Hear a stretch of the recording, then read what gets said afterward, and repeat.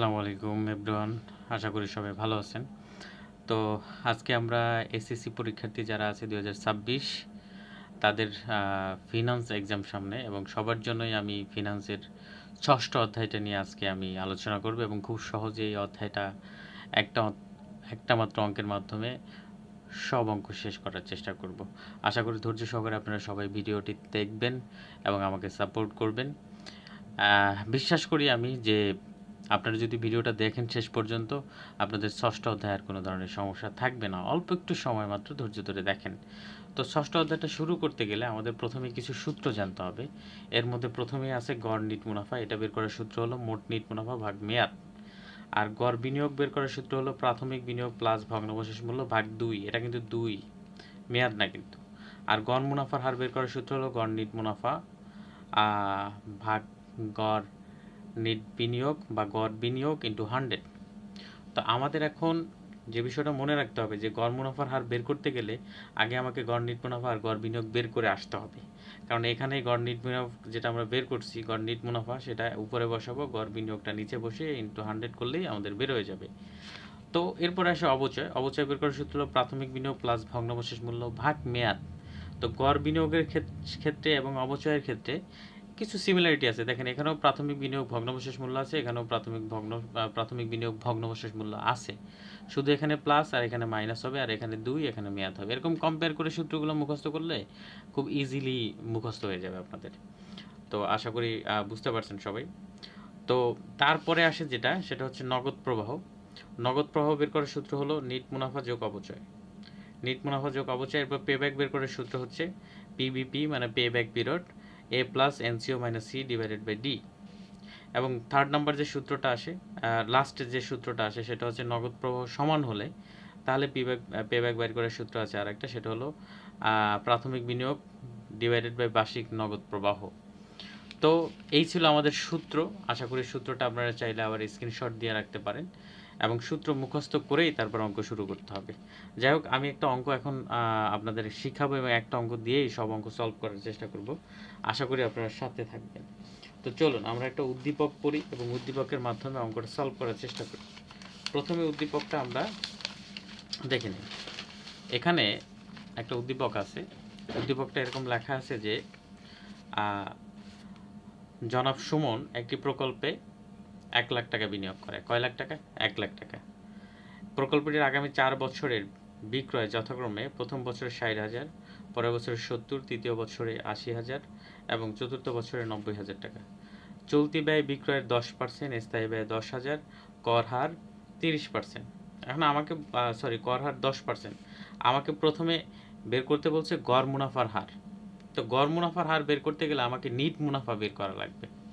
NEET মুনাফা ছাড়া ভাইয়া বা স্যার, নিট মুনাফা ছাড়া আমি গড় মুনাফার হার বের করতে পারবো না।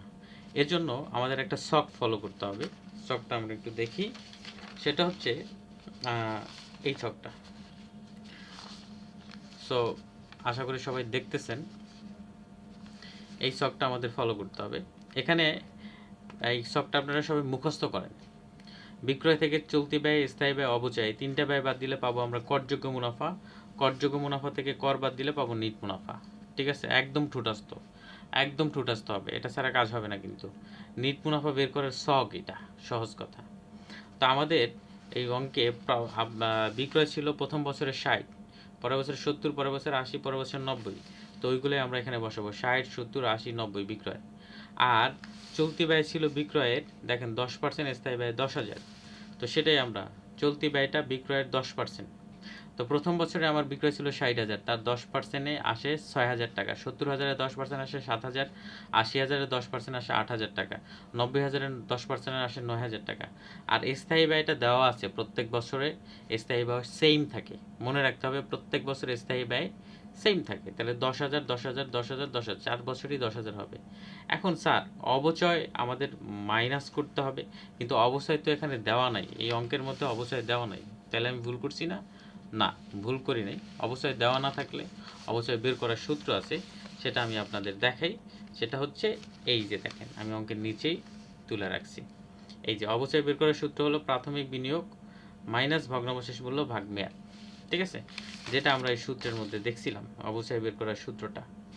তো যাই হোক, আমি আবার লিখে দিলাম ওই জায়গাটায় যাতে করে আপনাদের জন্য সুবিধা হয়। তো প্রাথমিক বিনিয়োগ আমাদের এই অঙ্কে ছিল হলো মাত্র 1 লাখ টাকা। তো প্রাথমিক বিনিয়োগ আর মেয়াদ ছিল 4 বছর। ওকে, তো এই জন্য আমরা 1 লাখ থেকে আমার ভগ্নাবশেষ মূল্য যেহেতু নাই, এই জন্য জিরো ধরতে হবে, আর মেয়াদ 4 বছর। তো 1 লাখটা 4 দিয়ে ভাগ দিলে আসে 25,000 টাকা। তাই আমরা কি করলাম দেখেন, অবচয়টাও প্রত্যেক বছর সেম হয়। তো 25,000 টাকা কেমনে পাইলাম আমরা? এই যে এই অবচয় বের করে নিছি। তো প্রত্যেক বছর 25,000 25,000 25,000 বাদ দিলাম। তো অবচয় এবং স্থায়ী ব্যয় প্রত্যেক বছর সেম থাকে। প্রথম বছরে যেটা হবে প্রত্যেক বছরই সেম। তো আমরা এই যে বিক্রয় থেকে যখন আমরা এই 3টা খরচ বাদ দিব তখন পাবো করযোগ্য মুনাফা। প্রত্যেকটা বিক্রয় থেকে এই 3টা খরচ বাদ দিলাম, এইটা পাইলাম করযোগ্য মুনাফা। ক্ষতিও হতে পারে, তো এখানে মুনাফা হয়েছে। এই করযোগ্য মুনাফা থেকে আবার কর বাদ দিব। কর ছিল 10%। দেখেন এই অঙ্কটার মধ্যে কর ছিল কিন্তু 10%। তো ওই 10% আমরা কর বাদ দিব। তো 19,000-এর 10%-এ আসে 1900 টাকা কর, 28,000-এর 10%-এ আসে 2800 টাকা, একটা শূন্য বাদ দিলে হয় 27,000-এর 10%-এ 37,000 টাকা, আর 46,000-এর 10%-এ 4600 টাকা। কর বাদ দিলে যেটা পাবো নিট মুনাফা। এখন কিন্তু আমি নিট মুনাফা স্যার পেয়ে গেছি।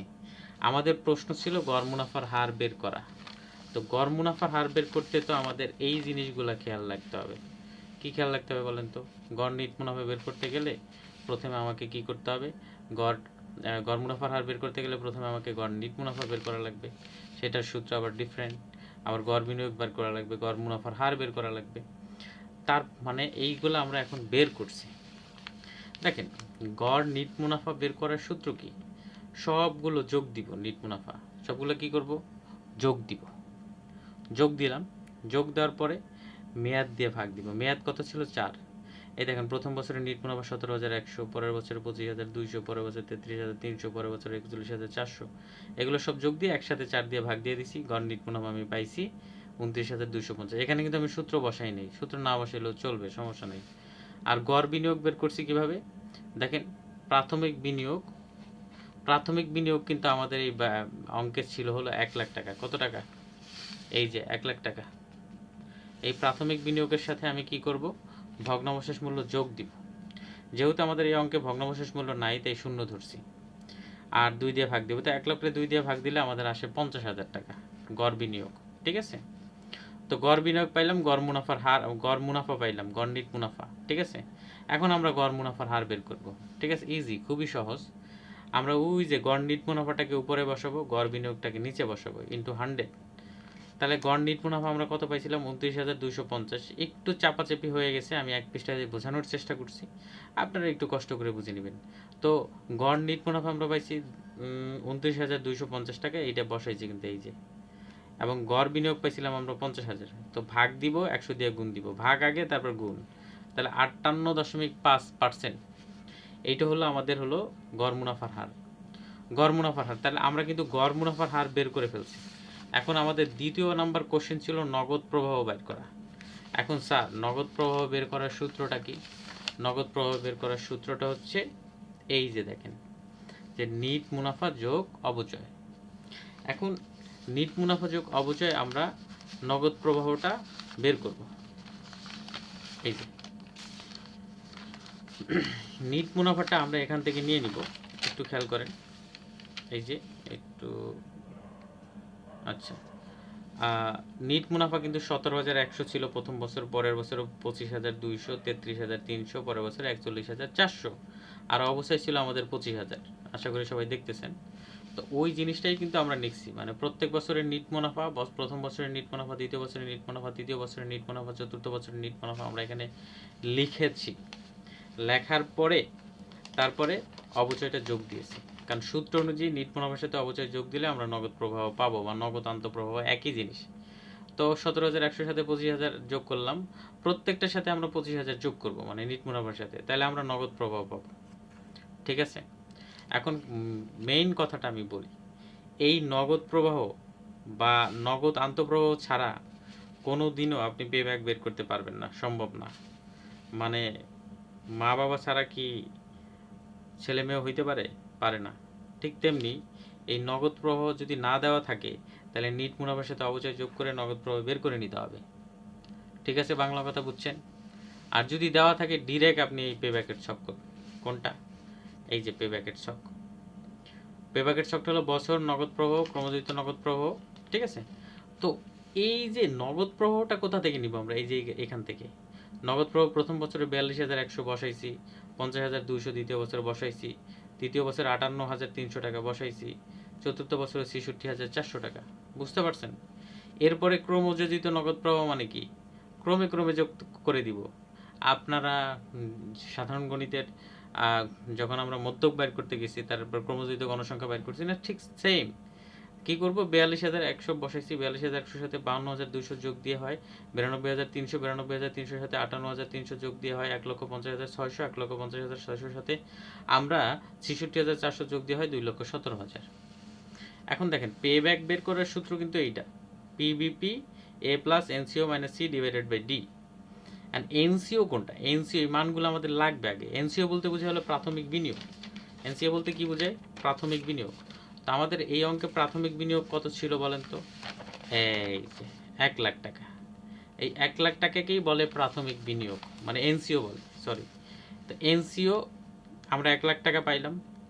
এখন দেখেন তো, পে ব্যাক বলতে বোঝা হলো কি, আমরা যখন একটা ব্যবসা শুরু করি, ব্যবসা শুরুতে তো আমরা টাকা ইনভেস্ট করি, তাই না? পে করি না? ইনভেস্ট করা মানেই তো পে করা। তো ওই টাকাটা ব্যাক করবে কত দিনের মধ্যে, মানে চালান বা ব্যবসার মূলধন কত দিনের মধ্যে রিটার্ন আসবে আমার কাছে। তো দেখেন তো, আমরা 1 লাখ টাকা, আমাদের এনসিও কত? 1 লাখ। এই 1 লাখ টাকা কার মধ্যে আছে? 1,50,000-এর মধ্যে আছে নাকি 92,000-এর মধ্যে আছে? এই বছরের তো টাকা উঠেনি, এই বছরে এসে টাকা উঠে গেছে, কারণ 1 লক্ষ টাকা এই 1,50,600 টাকার মধ্যেই আছে। তো যে বছরে টাকা উঠে যাবে তার আগের বছরে আমরা ধরবো সি। তো সি যখন পেয়ে যাব তখন সব কিছুই পেয়ে যাব। সি বরাবর আমরা ধরবো এ, ঠিক আছে? এ তাহলে এ কত বছর? 2। এবং যখন এ পাইলাম, এর পরের বছরের নগদ প্রবাহটা হবে ডি, ঠিক আছে? গেল। তো আমরা মানগুলো এখানে বসাইছি। সি এর মান 92,300, ডি এর মান 58,300 এবং এর মান 2, ঠিক আছে? গেল। এখন আমরা শুধু মানটা বসাবো, পিবিপি সমান সমান A plus NCO minus C divided by D. তো এর মান আমরা কত পাইছিলাম? 2। তো বসাইলাম প্লাস এনসিও বলতে বোঝায় 1 লাখ প্রাথমিক বিনিয়োগ। 1 লাখ থেকে আমরা 92,000 এই সি এর মানটা মাইনাস করব। তো মাইনাস করে যেটা পাইছি 7,700, ওইটা দিয়ে আবার 58,300, 7,700 ভাগ 58,300 যোগ 2 একসাথে করে ফেলবো। তাহলে পে ব্যাকটা আমি পেয়ে গেলাম 2.13 বছর।